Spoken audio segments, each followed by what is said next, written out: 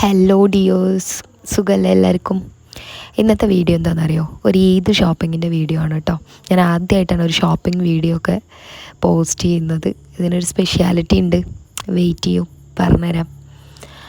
എന്താണെന്നറിയോ, ഞാൻ ചെറുപ്പം തൊട്ടേ ജനിച്ച് വളർന്ന വീട്ടിലാണ് ഞാൻ ഈദ് സെലിബ്രേറ്റ് ചെയ്തിട്ടുണ്ടായിരുന്നത്. എല്ലാവരെയും പോലെ തന്നെ എൻ്റെ ഉമ്മാൻ്റെ വീട്ടിലാണ് ഞാൻ ഈദ് സെലിബ്രേറ്റ് ചെയ്തിട്ടുണ്ടായിരുന്നത്. അതിനുശേഷം ആഫ്റ്റർ മാരേജ് ഞാൻ എൻ്റെ ഹസ്ബൻഡിൻ്റെ വീട്ടിലാണ് ഈദ് സെലിബ്രേറ്റ് ചെയ്യുക. ഒബ്വിയസ്ലി എല്ലാവരും അങ്ങനെ തന്നെ ആയിരിക്കുമല്ലോ. പക്ഷേ ഇപ്രാവശ്യം ഞാൻ ഈദ് സെലിബ്രേറ്റ് ചെയ്യാൻ പോകുന്നത് എൻ്റെ സ്വന്തം വീട്ടിലാണ് ഗൈസ്. അതിൻ്റെ ഒരു സന്തോഷം അത് വേറെ തന്നെയാണ്. അത് നിങ്ങൾക്കൊന്നും പറഞ്ഞാൽ മനസ്സിലാവില്ല. മനസ്സിലാവണവർക്ക് മനസ്സിലാവും കേട്ടോ.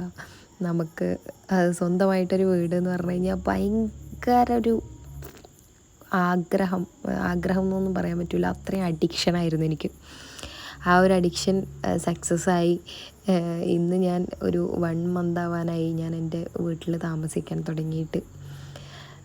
അൽഹംദുലില്ലാ, എല്ലാം നല്ല രീതിയിൽ, എല്ലാ കാര്യങ്ങളും നല്ല രീതിയിൽ മുന്നോട്ട് പോയിക്കൊണ്ടിരിക്കെ നമുക്കതാ പുതിയ ഈദ് വന്നു അല്ലേ. ഈദും നമ്മൾ സെലിബ്രേറ്റ് ചെയ്യാൻ പോവുകയാണ് നമ്മളെ വീട്ടിൽ. ഇൻഷാ അള്ളാ എല്ലാം നന്നായി തന്നെ നടക്കട്ടെ. ഞാൻ ഒരുപാട് എക്സൈറ്റഡ് ആണ്. അത് കേൾക്കുന്ന ആളുകൾക്ക് എത്രത്തോളം മനസ്സിലാവും എന്നുള്ളത് എനിക്കറിയില്ല. ഒരു വീട്, സ്വന്തമായൊരു വീട് എന്ന് പറഞ്ഞു കഴിഞ്ഞാൽ നോർമൽ എല്ലാ ആളുകളെയും പോലെയല്ല. എനിക്ക് ഒരുപാട് ആഗ്രഹമുള്ളൊരു കാര്യമായിരുന്നു. ഫിനാൻഷ്യലി ബാക്കപ്പ് ഇല്ലാത്തത് കൊണ്ട് മാത്രം പലയിടങ്ങളിലും എനിക്ക് മാറി നിൽക്കേണ്ടി വന്നിട്ടുണ്ട്. ഞാൻ അറിയാതെയും അറിഞ്ഞുകൊണ്ടും പല ആളുകളും എന്നെ അതിനെക്കുറിച്ച് സംസാരിക്കുന്നത് ഞാൻ കേട്ടിട്ടുണ്ട്. അതൊക്കെ കേട്ട സമയത്ത് എൻ്റെ മനസ്സിൽ തോന്നിയ ഒരുപാട് വിഷമങ്ങളുണ്ട്.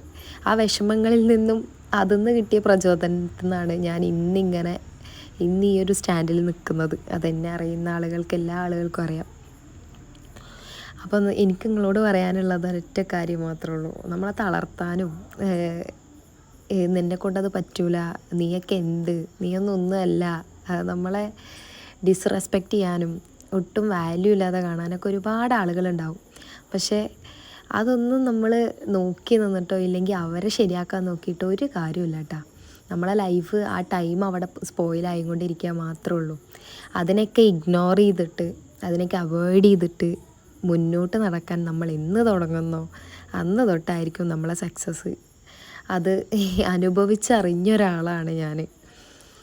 അൽഹംദുലില്ലാ, എല്ലാം പടച്ചവൻ്റെ കൃപ കൊണ്ട് ഇന്ന് നല്ല രീതിയിൽ ഞാൻ വിചാരിച്ചതിനേക്കാൾ ബെറ്ററായി ജീവിക്കുന്ന സിറ്റുവേഷനിലേക്ക് ഞാൻ ഇന്ന് മാറിയിട്ടുണ്ട്. എന്തൊക്കെയാണ് ഞാൻ പറയുന്നതെന്ന് തന്നെ എനിക്കറിയില്ല. അത്രയ്ക്ക് സന്തോഷത്തിലാണ് ഞാൻ.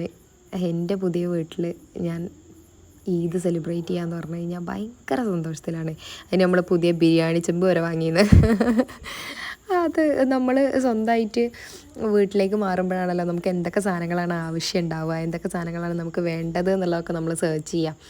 അപ്പോൾ ഞാൻ വീട്ടിൽ തിരഞ്ഞു നോക്കിയപ്പോൾ വീട്ടിൽ വലിയ ബിരിയാണി ചെമ്പില്ല എന്നുള്ളത് മനസ്സിലായി. അപ്പോൾ നമ്മളിന്ന് പർച്ചേസ് ചെയ്തപ്പോൾ ബിരിയാണി ചെമ്പ് കൂടെ വാങ്ങിയിട്ടുണ്ടായിരുന്നു കേട്ടോ. സത്യം പറഞ്ഞാൽ ഇതിൻ്റെ കണക്കും കാര്യങ്ങളൊന്നും എനിക്ക് വലിയതായിട്ട് അറിയൊന്നുമില്ല. എങ്ങനെയൊക്കെയല്ലേ നമ്മൾ പഠിക്കാം.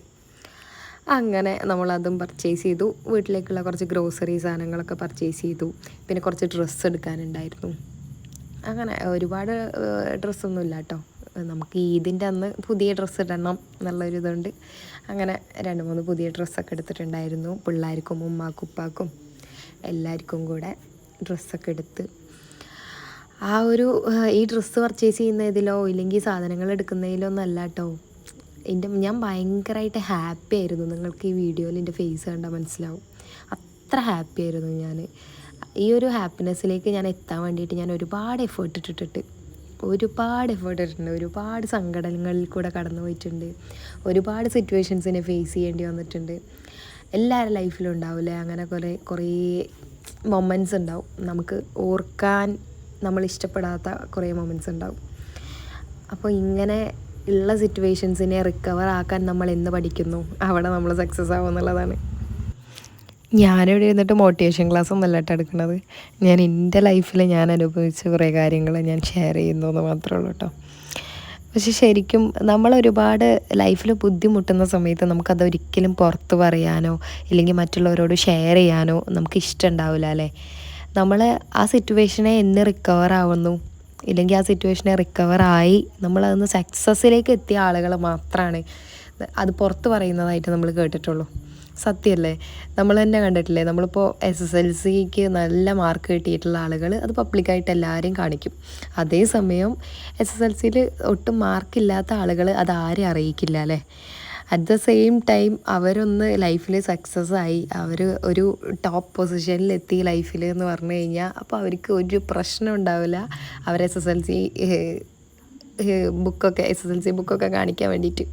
അതേപോലെയാണ് നമ്മളെ ലൈഫിലെ പ്രശ്നങ്ങളെ റിക്കവർ ചെയ്യാൻ അല്ലെങ്കിൽ പ്രശ്നങ്ങളെ ജയിക്കാൻ നമ്മൾ എന്ന് പഠിക്കുന്നു അന്ന് നമുക്ക് ഇതൊന്നും കഴിഞ്ഞു പോയ ഒന്നുമല്ലാതായി മാറ്റാൻ നമുക്കുള്ളൊരു കഴിവ് പടച്ചോൻ തന്നിട്ടുണ്ട് അല്ലേ?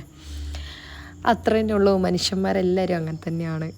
ഞാനും എൻ്റെ ലൈഫിൽ ഓരോരോ സിറ്റുവേഷൻസ് ഉണ്ടാകുന്ന സമയത്ത് ഞാൻ ചിന്തിക്കാറുണ്ട്, ഇതെന്താ എനിക്ക് മാത്രം ഇങ്ങനെ, ഇതെന്താ എൻ്റെ സിറ്റുവേഷൻ ഇങ്ങനെ, എനിക്ക് എന്നുള്ള ഒരൊറ്റ ചിന്ത മാത്രമേ ഉണ്ടായിരുന്നുള്ളൂ എനിക്ക് കേട്ടോ. പക്ഷേ ഇപ്പോൾ ഈ കഴിഞ്ഞ ദിവസം ഞാൻ ഒരു വീഡിയോ ഇട്ടിട്ടുണ്ടായിരുന്നു, എൻ്റെ ഇൻസ്റ്റയിൽ ഞാനൊരു വീഡിയോ ഇട്ടിട്ടുണ്ടായിരുന്നു.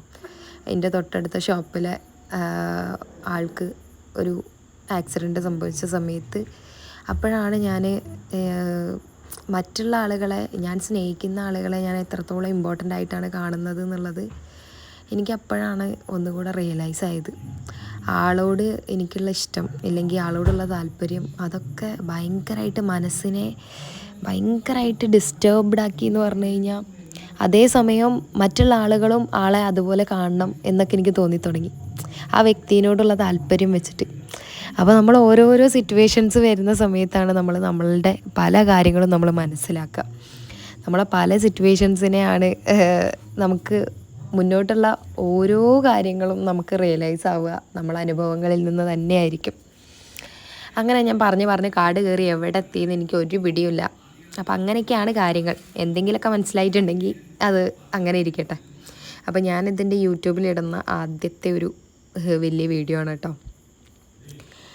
എന്താണെങ്കിലും എല്ലാവരും സപ്പോർട്ട് ചെയ്യുക. എല്ലാവരുടെയും സപ്പോർട്ടും സഹകരണമൊക്കെ ഉണ്ടാവും എന്ന് പ്രതീക്ഷിക്കുന്നു. എന്താണെങ്കിലും ഇനി മുന്നോട്ടും ഇതുപോലത്തെ കുറേ ബഹളങ്ങളും പുതിയ വിശേഷങ്ങളൊക്കെ ആയിട്ട് ഞാൻ ഇനിയും അടുത്തൊരു വീഡിയോ ആയിട്ട് വരുന്നതായിരിക്കും.